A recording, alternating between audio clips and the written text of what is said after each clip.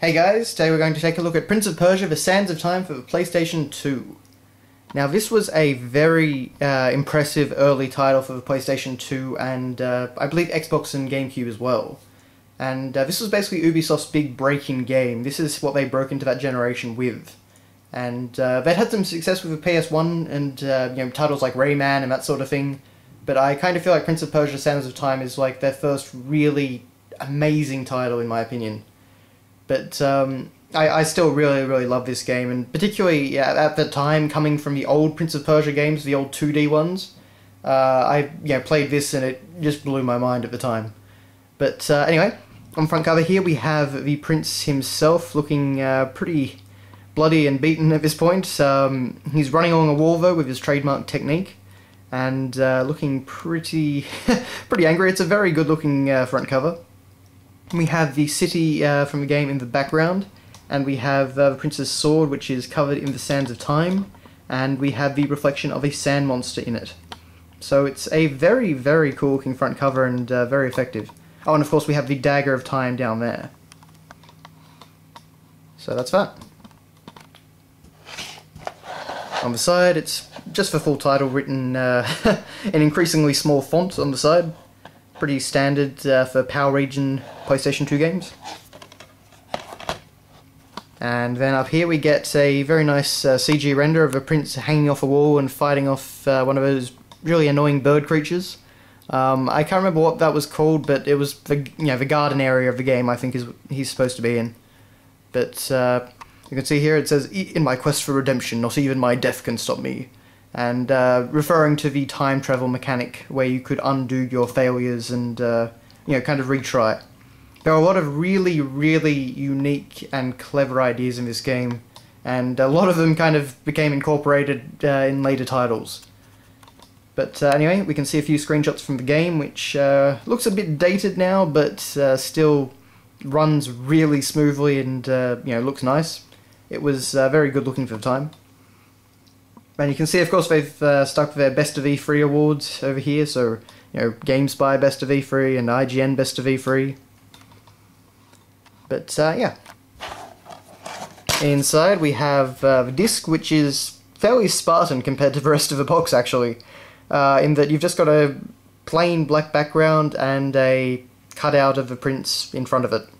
It looks fine, but it obviously didn't have as much effort put into it as the rest of the box. But moving on to the manual, we have, of course, just the front cover again. But unfortunately the manual is in black and white, and it's not very long either. But we do get a few very cool things. So we've got a nice shot of the prince in the background there, which you can see.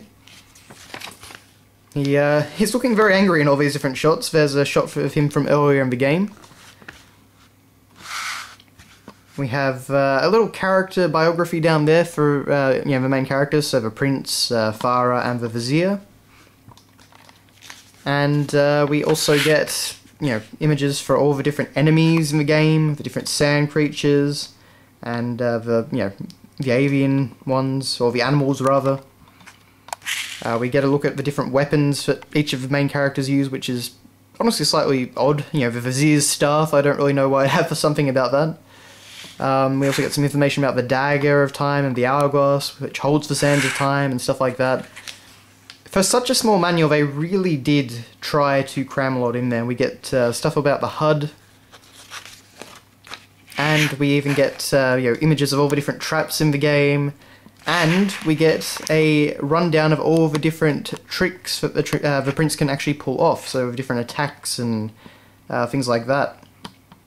Basically, if this manual was full colour and they'd given all these images the space that they deserved, so just to show everything off really well, this would be a fantastic manual. But as it is, I mean, all these images are just really tiny. I mean, I'm zoomed in quite a bit here.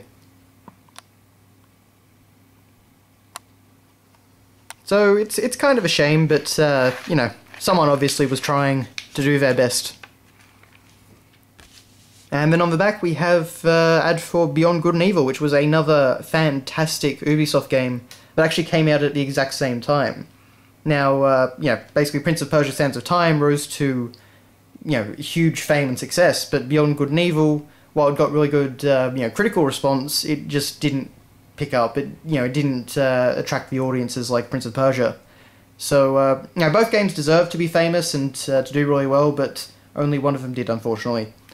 But anyway, you can see, of course, we've got Jade, and we've got I can't actually remember what they were called anymore, but Alpha Section, I think they were. And of course, we get a few screenshots. But yeah. So that has been your look at Prince of Persia: The Sands of Time for the PlayStation 2. If you haven't played the game, I highly recommend you do. In my opinion, this is still the best Prince of Persia game overall.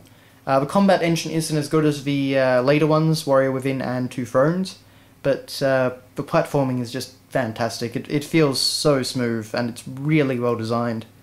But and also, if you've only ever seen the movie, know that this storyline and this tale is totally different from the film. Personally, I enjoy this story a lot more than that of the film. But anyway, so thanks for watching, guys, and I will see you later.